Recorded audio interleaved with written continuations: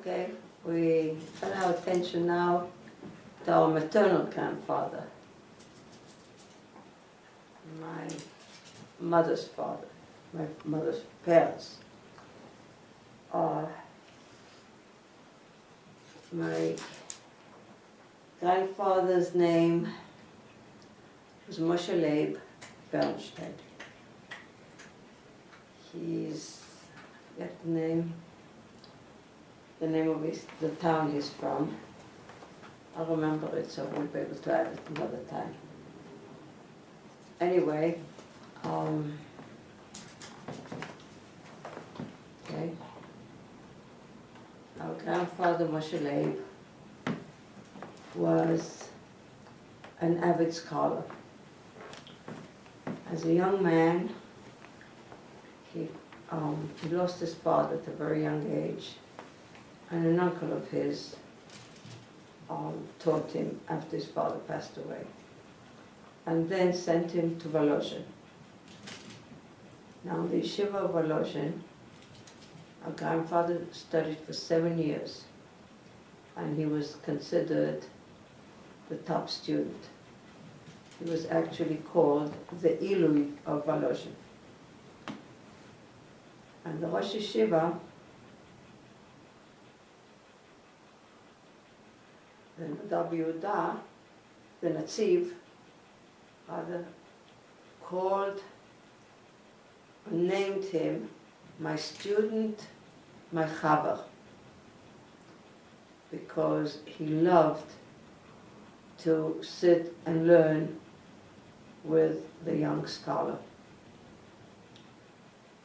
Our grandfather's daily routine was to wake up before dawn and daven b'sikin, and then sit down and learn until he could say Shema, take a break, and go back to learning, and learn.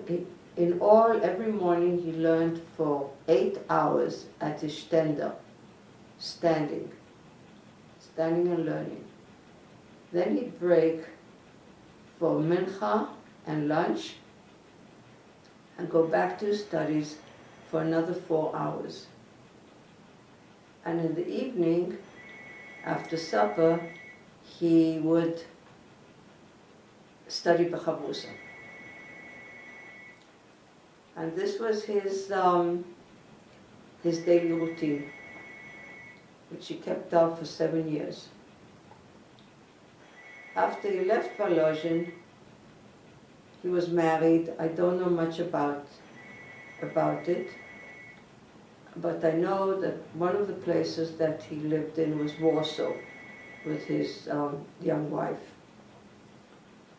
And I also know that they had a son.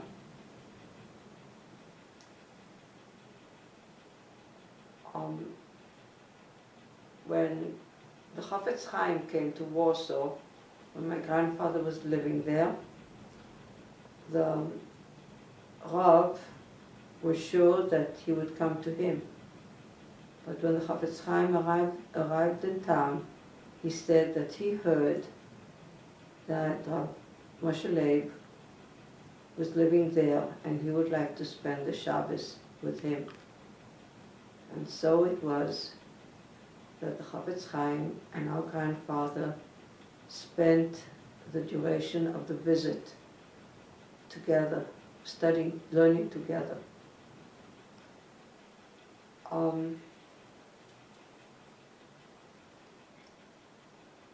grandfather did not want to make a living from his Torah. So he chose to go into some business. And what he did was, I don't know exactly how you call it, he contracted to cut down parts, to do some lumbering, cut down parts of forests and then transfer them downriver to the mills. of course, all he did was the paperwork and the control, and that left him with a lot of time to learn. And that was his aim.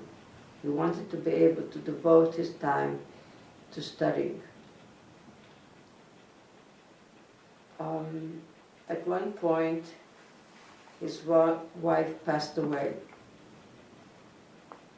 And after that, he married my grandmother. Now, my grandmother was a descendant of the Vilna Gaon. Her father's name was chaver.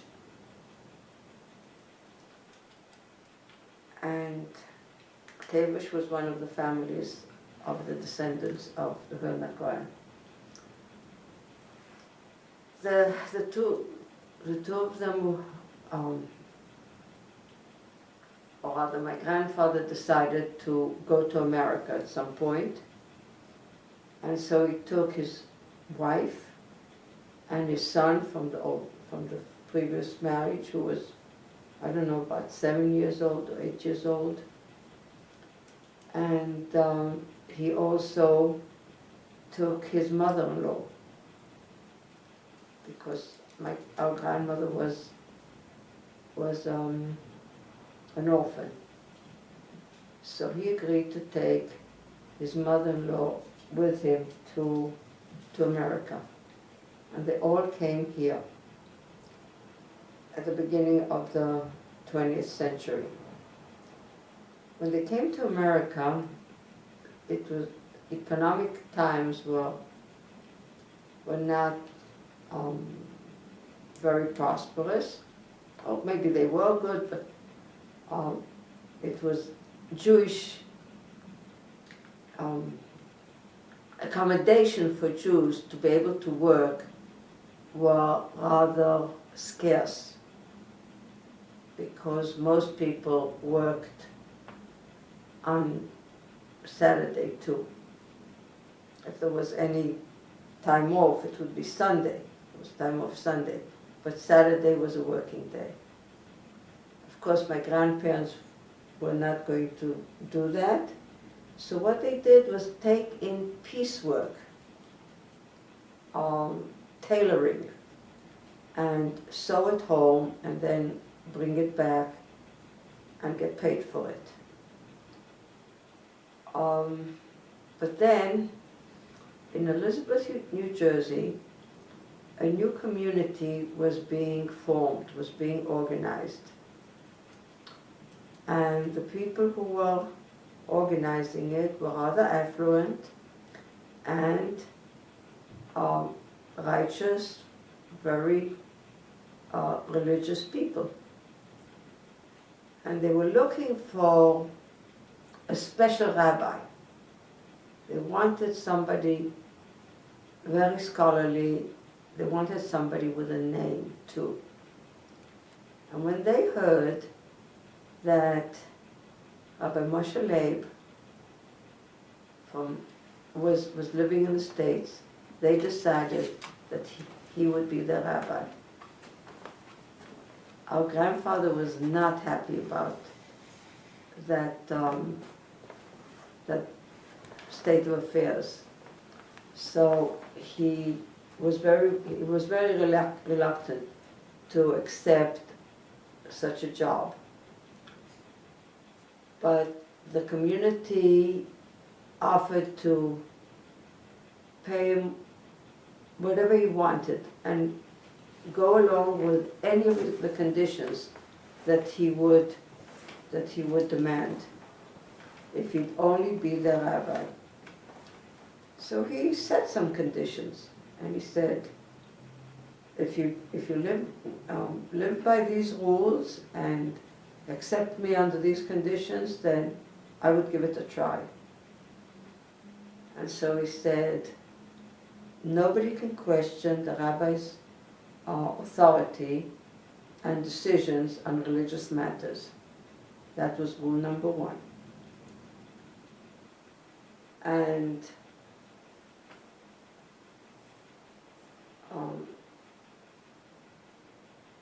he also wanted to have the freedom, if he wanted to, do anything else while he was the rabbi. They accepted that too. So what he did was he accepted, I think from Manischewitz, a kind of to sell their products on commission. Distributorship? A distributorship, correct. And this was during the time of Prohibition. But there used to be a dispensation that for religious purposes, one could buy wine. So my grandfather was the one who used to sell the wine to his community. And he could also sell other products of Manischewitz. So, and other than that, he was the rabbi. He was a very good speaker, and he was also involved in civic affairs. The reason I know that is that years later, the person who was the American consul in Jerusalem remembered our grandfather because he had spoken with him, the two of them spoke at the same town hall meeting. Anyway, our grandparents lived in Elizabeth, New Jersey, on one of those rows of houses with stairs leading up to a balcony and a beautiful little yard in the back. And my mother used to tell that they had peach trees and they had a gazebo with vines climbing on it, and the grapes used to hang down inside the gazebo. They had a very, very calm and tranquil life, and were well off, very well respected. But one day, my grandfather decided that he had enough of foreign lands, and it was time to go to the Holy Land. And so he bade everybody farewell, and he moved to Israel. And that was in 1914. He got to Israel 2 weeks before World War I broke out. And when he came with quite a bit of money and nice belongings, of course. He rented a house, an apartment rather, in a house near the old city, and he settled there, and he put his money in the bank with understanding that he could get it back anytime he wanted in gold, as he had put it in. Unfortunately, when the war broke out and there were many restrictions and the need for gold was higher, my grandfather only got back paper money, which was worth much, much less. But still, they had enough to live on. But the country was ravaged, and conditions were very, very bad. The Turkish soldiers did not have ample uniforms. They did not have an organized camps or anything. They would wander through the streets and reduce themselves to stealing or robbing because they'd be hungry and often cold. So, and as the war dragged on, want and poverty increased. And our grandfather was a very, very ethical person and also very sensitive. He was not able to look away when he saw his brethren suffering. And so if anybody came to him and asked for a loan, he would readily give the loan. People offered their homes or houses that they owned, orchards that they owned, fields. They offered him anything as collateral for his loans. And he would say, fine. But when my mother once looked at the ledger that he had on his table, she saw that it was all blank. And she asked him, Papa, you haven't written any one of those collaterals for the debts, for the money you lent out today, or yesterday, or any other day. And he answered her, my child, these are very, very bad times, very dangerous, and nobody knows whether he'll survive the day. And if, God forbid, one of the people who borrow money from me would be killed, they would go up to heaven as a debtor. I could not live with my conscience. I give it as a gift.